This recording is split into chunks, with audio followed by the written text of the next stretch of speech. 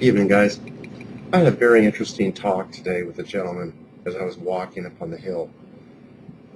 And he was in Oklahoma City when the building got bombed. He was only a block and a half away. In fact, he was actually supposed to be inside the building. Wow. A perfect stranger walking in the middle of nowhere stops you and says, "Guess what? I'm from Oklahoma City. I was supposed to be in the building when it was bombed. And how ironic is this? My dad, yes, that's right, my dad is a demolition expert. Let me tell you all about it, Martin, because I know this is what you want to hear." Are you serious? You expect people to believe this? Get real. It's just by sheer luck and the grace of God that he wasn't. He told me some things that I was not aware of. And keep in mind, his father is a demolition expert. The truck was far closer to the building than I realized. It was only about maybe 15, 20 feet away. Also, what I didn't know is that the truck was parked at the only place that it could have been parked to have blown out those pillars. Now, what bothered his father, though, he said it was a pineapple bomb. Got gas and stuff, and then he lost me on that. Technically speaking, I'm not much up on that. As you can tell, Martin has been reading off of a blog. He's gathered this little bits and pieces together, and he's trying to put it together to make it sound like he's talking to someone. We'll continue to listen a little bit more and see how this goes. This is getting really good. We'll see how more it goes. I was perplexed by how the pillar back in the middle and a couple of the others could have been blown out. He said those should not have been blown out. Also, on that day, you had 3 levels that there was nobody on except the secretaries. The CIA had their floor, the FBI had their floor, and the DEA had their floor.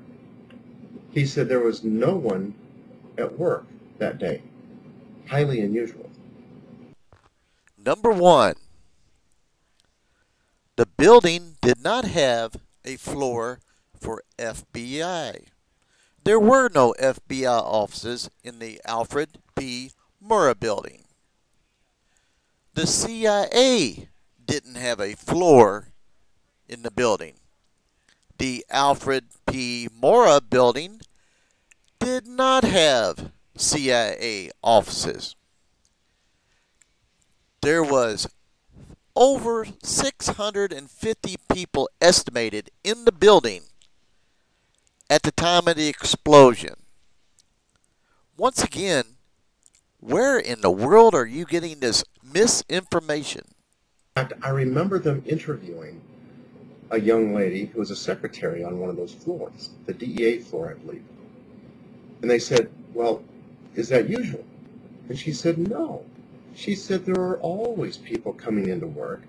And she said, "You usually have kids in the daycare center." Well, there were no children there, and there was no one working except the secretaries.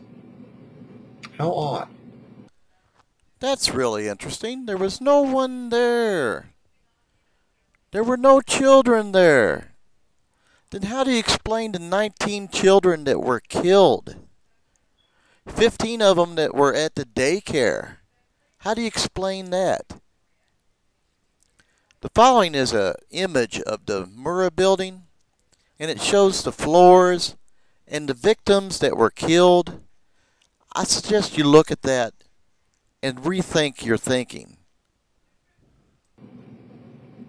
And one of the things that I was not aware of, and I tried to Google it and find out, but apparently, you see, that's when apparently Clinton was being impeached. They were attempting to, and apparently his impeachment papers were in the building. And there was some other stuff that was going on at the time, like, for example, Clinton and the Congress, they were thinking about cutting the CIA drastically by about 2,000 or so, maybe not, I don't know by half. After it was all said and done, he suddenly said, well, we need to increase the size of the CIA. And there's just a lot of things that just didn't add up. And I thought, well, and his father said they didn't add up either. The people in Oklahoma City said they didn't add up. Wow, that's interesting, Martin. So, the impeachment papers were in the building. That's interesting, considering that the Lewinsky scandal was in '97, and the Alfred P. Mora building was bombed in '95. So you're saying they traveled back in time and put the papers in there in '95? Is that what you're saying, Martin? And as far as the intelligence budget, the talks about cutting the budget was in 2000. You need to quit reading these idiots who post this bull, because it is stupid. It's dumb. We'll just skip the rest. He just goes on to talk about he scares some secretary into thinking he's a nut job.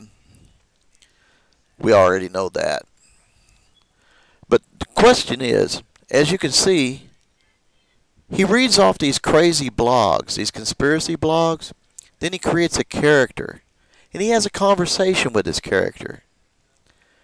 And he makes this character into some type of an expert to substantiate whatever he has read off these blogs. The question I want to ask is, I really would like your input. Is he a pathological liar? Is he a compulsive liar? Or is he just a habitual liar? Please leave a message. Let me know which type of liar you think Martin is. And we'll take like a little poll. Have a good day.